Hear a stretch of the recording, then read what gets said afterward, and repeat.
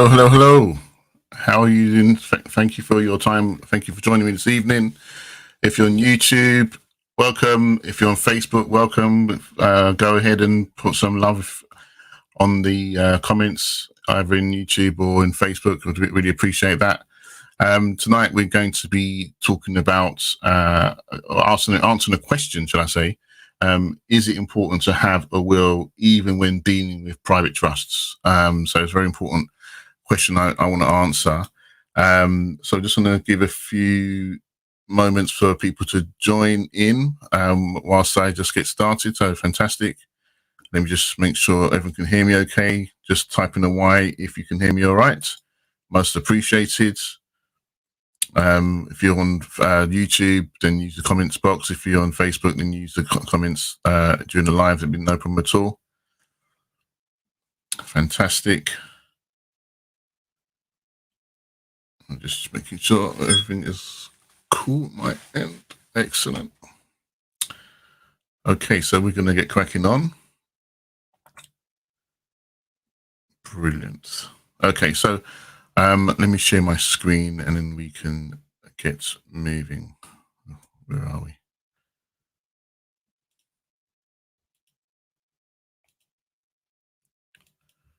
Right, so you should see my screen now. So as you see here, is it important to have a will even when dealing with a private trust? So what I'm going to do, I think I'm going to just start with a bit of a preamble, bit of a premise first. It's important that everyone understands, because maybe not everyone's on the same level as everybody else. And I don't like teaching if even if one person is even slightly confused. So feel free to ask any questions you want to ask. Okay, there's no stupid questions. There's no right or wrong. The whole point why you're in this group or on YouTube is because you want to learn. That's how I look at it. So ask the questions. If I can answer it, I will. If I can't, I will certainly let you know. That's the first thing. So we're going to talk about what a private trust is. Okay, we're going to go for the basics of a trust. What defines a private trust? What is a will? And then answer the question: is it important to have a will?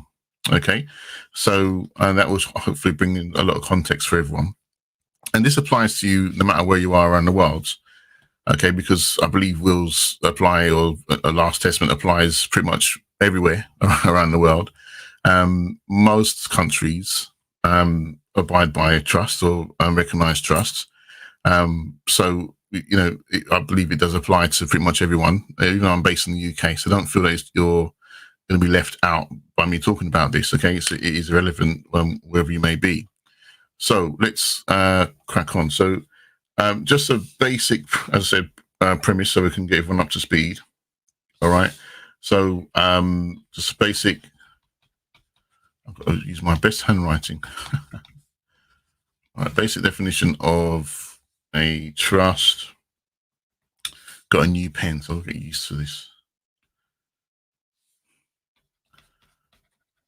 All right, and apologies if everyone knows the answer, but again, some people may be brand new and still learning, so I like to just cover all the bases. All right, so basically a trust. I like to use the term, having the ability to own nothing at all and control everything. Okay, that's actually the definition.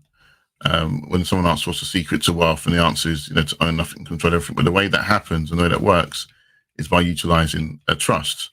Now, how does the trust work? Why is it that you don't own anything but you control everything? Well, with a trust, what happens, and probably you might have seen this in the past if you've gone through any of the guides on the Facebook group or my previous YouTube videos.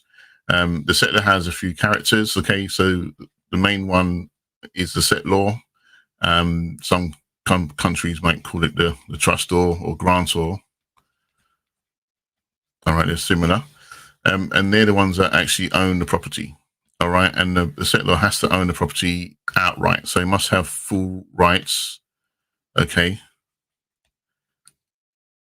Full interest and full title. Let me write that better.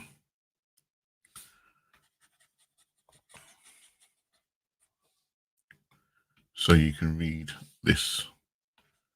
All right, so full rights to the property, full interest in it, okay,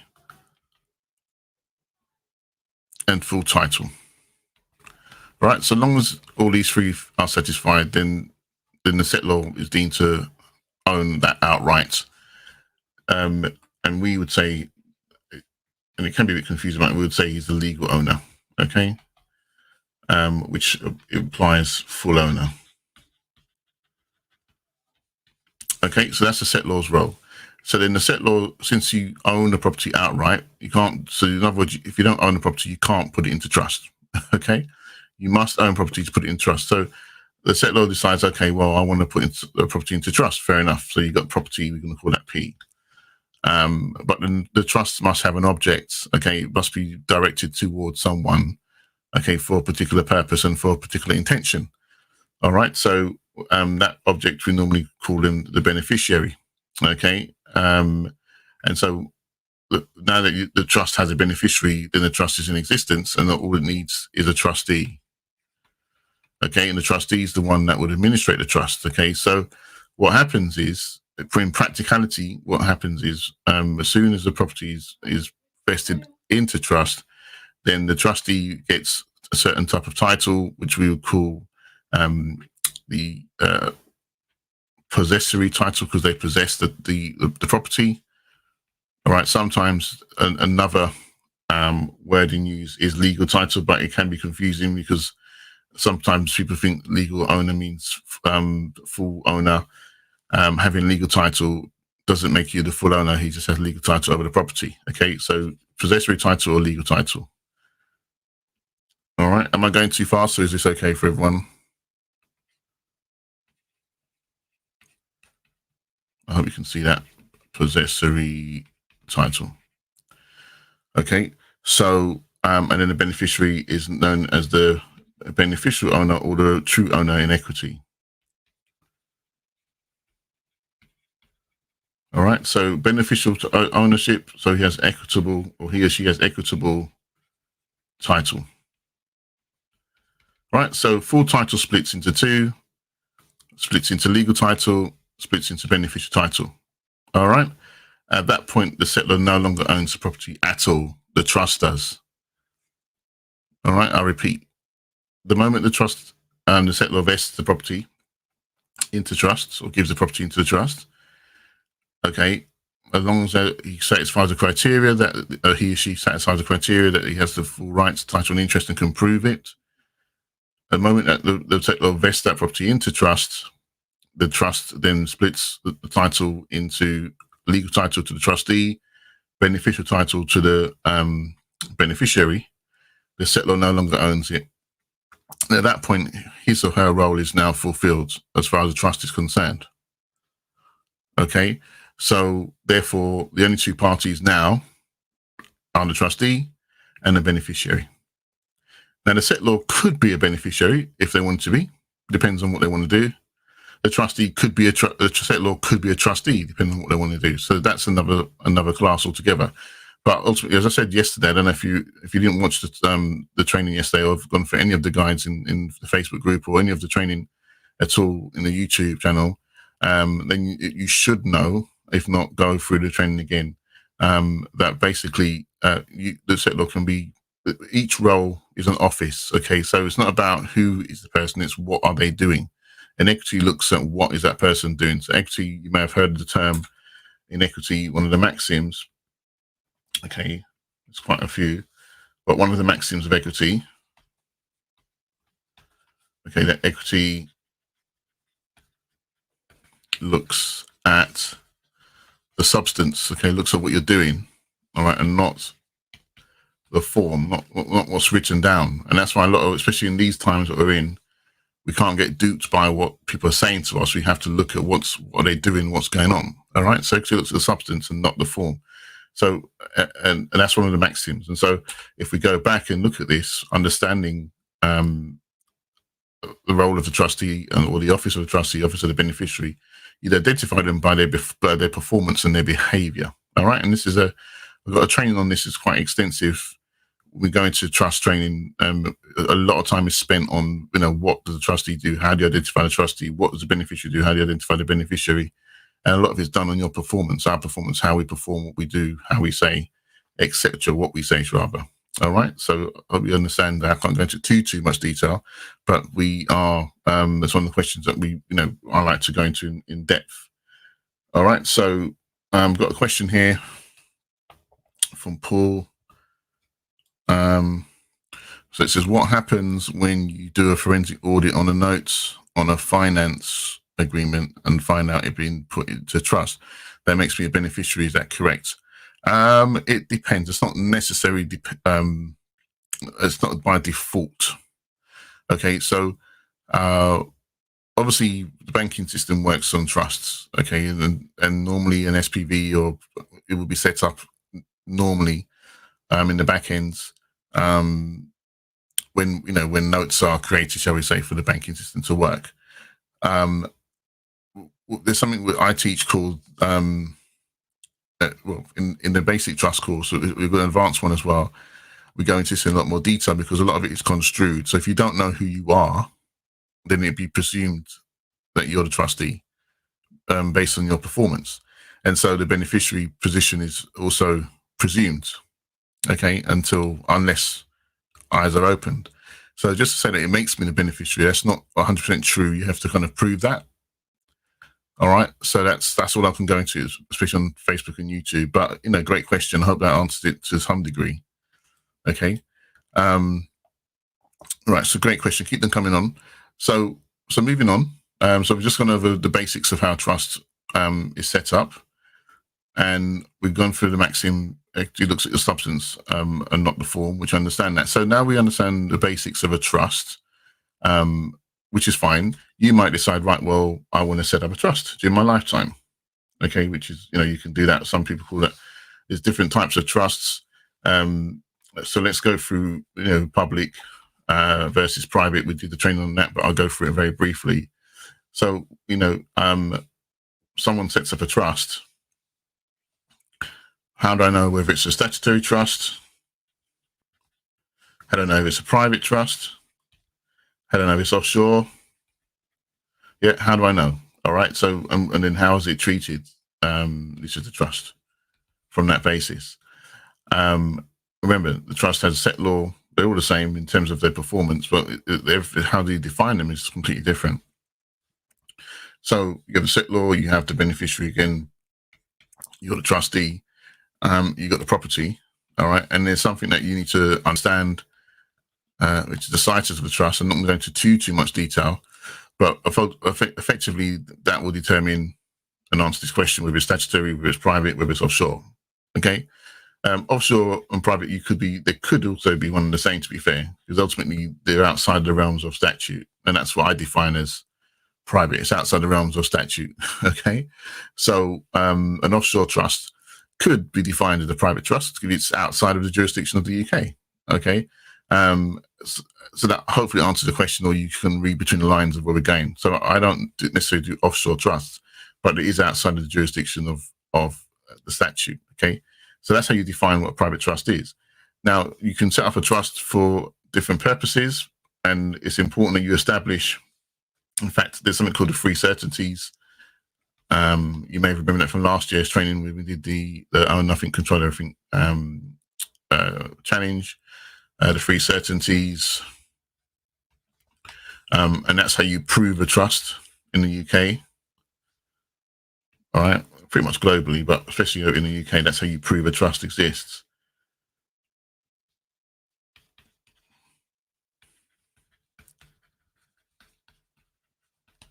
Right, using the three certainties. And the three certainties are effectively this. Okay, number one, your certainty of your intent to create that trust in the first place. All right, your certainty of objects, so that you intend to create a trust on behalf of another, ideally a beneficiary. Okay, and there's a purpose behind it.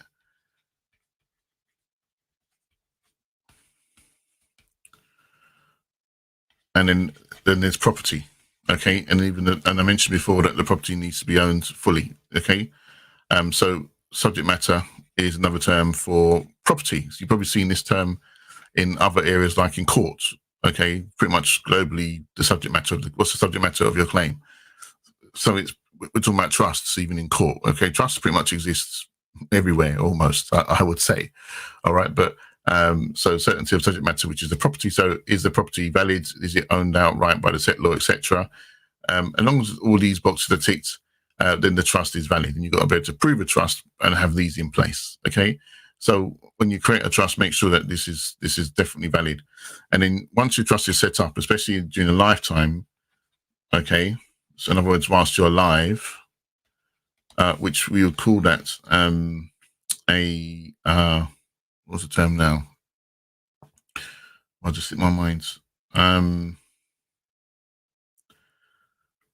Okay, it'll come back to me. But a lifetime trust. Well, that slipped my mind for some reason. That's very weird.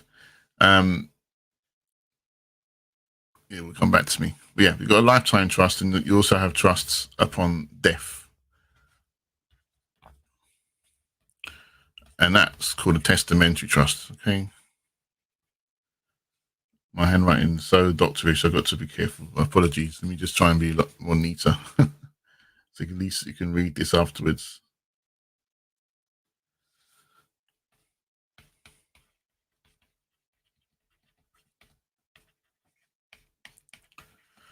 All right, testamentary trust, okay? It'll come back to me what the term of a lifetime trust means, but you've got two types of trust: lifetime trust and trust created upon death. So if you create a trust during a lifetime and it happens to be a private trust or any kind of trust, okay, statutory trust, whatever,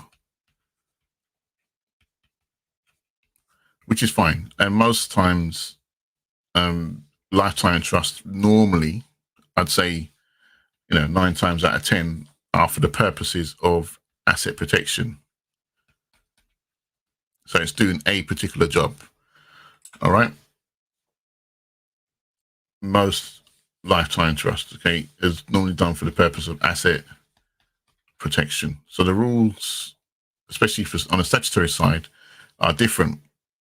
When I teach creating a private trust for asset protection, I do not entertain, talk about, discuss, warrant, or give any merit towards tax at all, because it's outside of the context of privacy.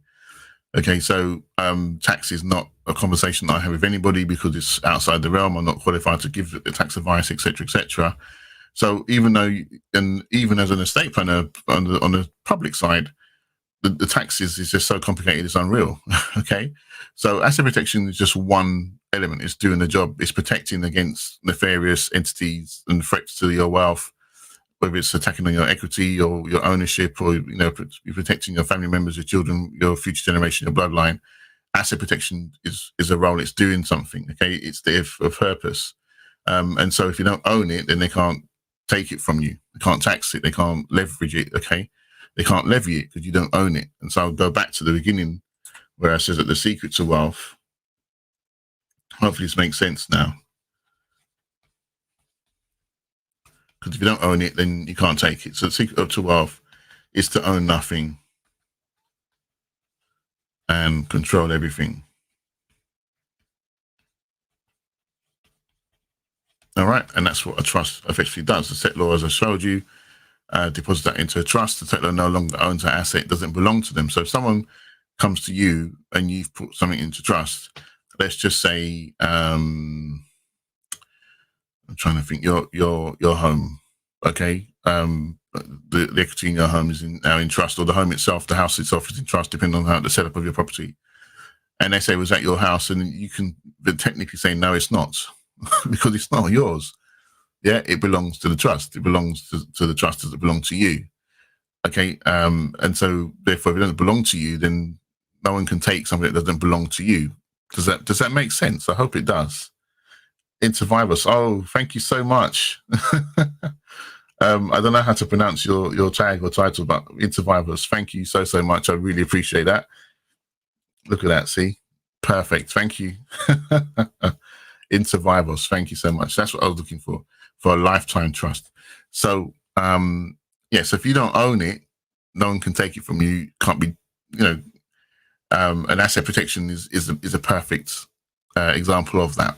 All right. So so the question is now, and does everyone understand what I've just said so far for the last 20 minutes? I've been painting the context of obviously what a trust is and why it's relevant and the different types of trust. Is there any questions on that part? Just type away if there are, and I'll answer it. But if not, I'll continue. I'll crack on. All right. But ultimately now we have to understand if you do have a trust or you're thinking about a trust, and depending on what the style of trust, what happens when you die? Yeah. If anything happened to you yesterday, especially if it's a private trust and it's not, looked at, as I said yesterday, the most important entity for the trust is the trustee. And one of the challenges that I find, especially with creating private trusts in how I discuss it, is that if the trustee is not clued up, you're in problems. All right. And if anything happens to the trustee, well, who's going to take over? Who's going to be the one to be that spokesperson?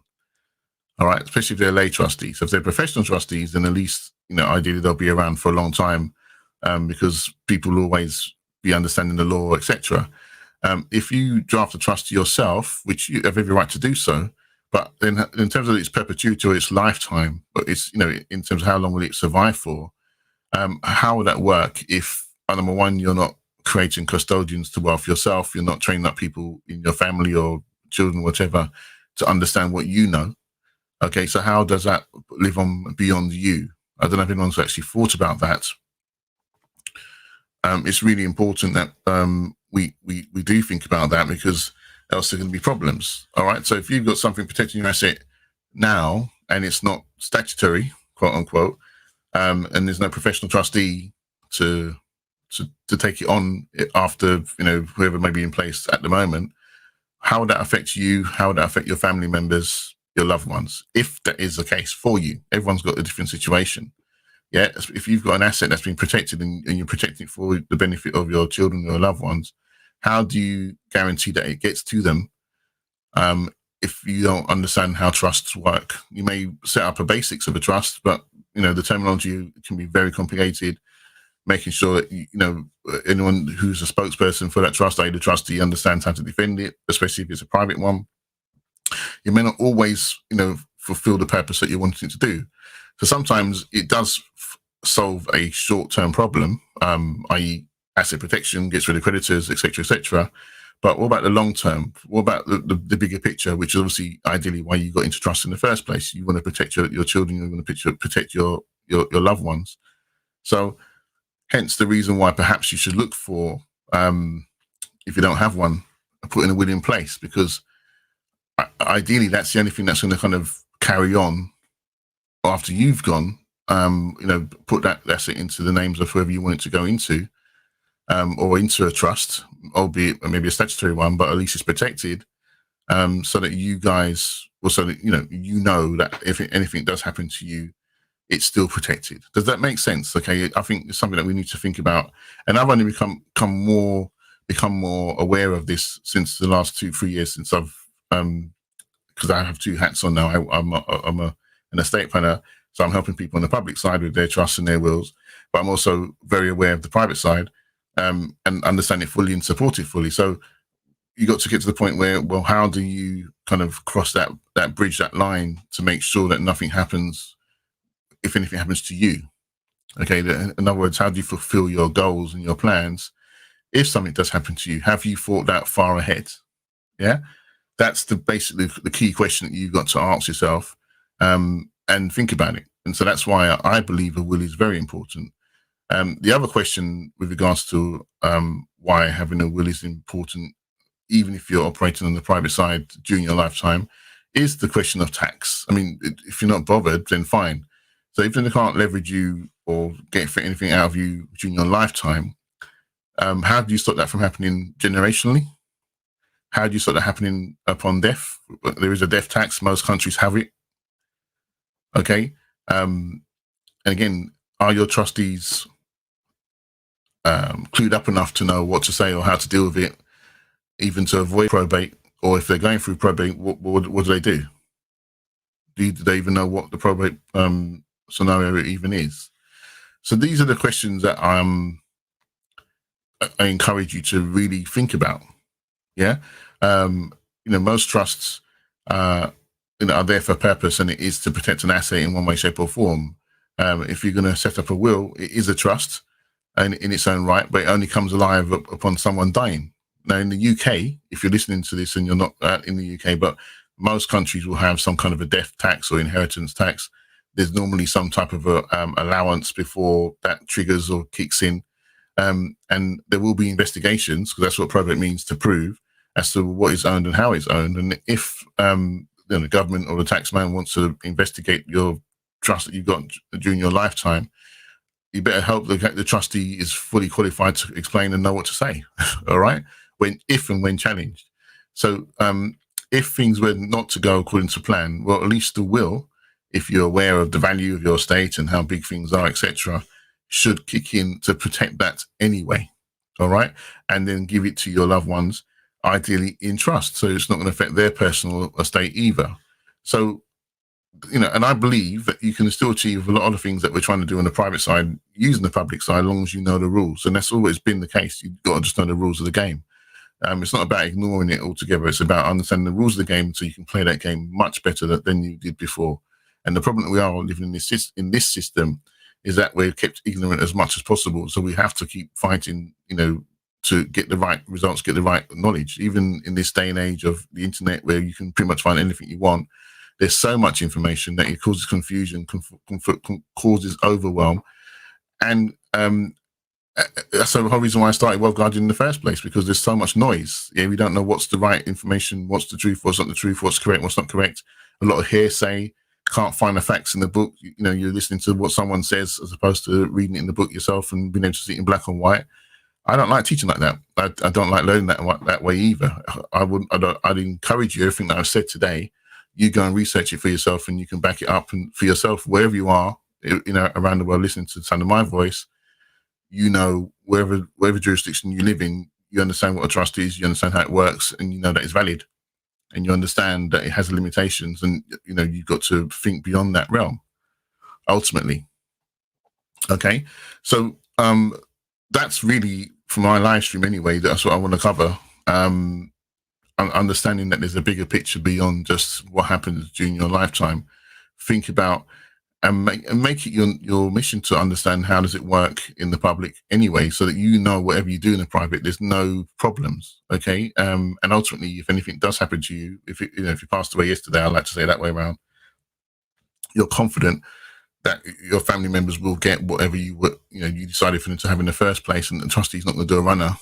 That's important, with the assets that you've given them, okay, to look after or manage on your behalf. So that's it. Any questions on that I've said or mentioned that you might want to ask? I've not seen many people say that much, but I get it's a niche topic in its own right, and you're probably learning from this. I don't want to rant on too much, but I do like to be complete in my teaching as much as I can. So this is it's really important you think about that. So anyone wants to type a question, I'll give it a minute or two. More than happy to answer the question. Whilst I'm waiting for people to, if they want to answer questions, because you've got people on YouTube, I've got people on Facebook, which is fantastic. I'm looking to probably in the next few days do some type of a workshop, similar to what we did last year with the Own Nothing, Control Everything challenge. So keep a lookout for that. Okay, I'll give you information, whether you're on YouTube or Facebook. You'll have a format to learn from that and benefit from that. So that will take place in the next few days, I believe.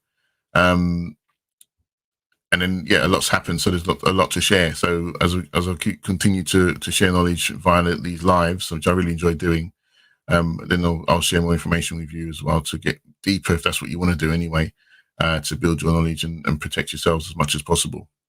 Right, so I haven't seen any more questions. So I've either done a good job or I've done a rubbish job. Hopefully it's been a good one. So if it's rubbish, then put hands down on YouTube. If it's been great, put your thumbs up on YouTube. I appreciate it. Same with Facebook. I appreciate if you just show some love. For people, some people already have put some likes, which I really appreciate that. It goes a long way. It does help me as well. And if you listen to this on the replay, because I know not everyone can catch the lives, then again, post your questions and I'm more than happy to come back in there and answer those as much as I possibly can, whether it's on the YouTube channel or in the Facebook group. All right. So we've hit the half an hour mark, so I don't want to keep you too much longer. I can talk through England if I had to. So tonight will not be that night. So enjoy the rest of your evening or day, wherever you are. Stay safe, and I shall see you all really, really soon. Thank you very much. Cheers, everyone.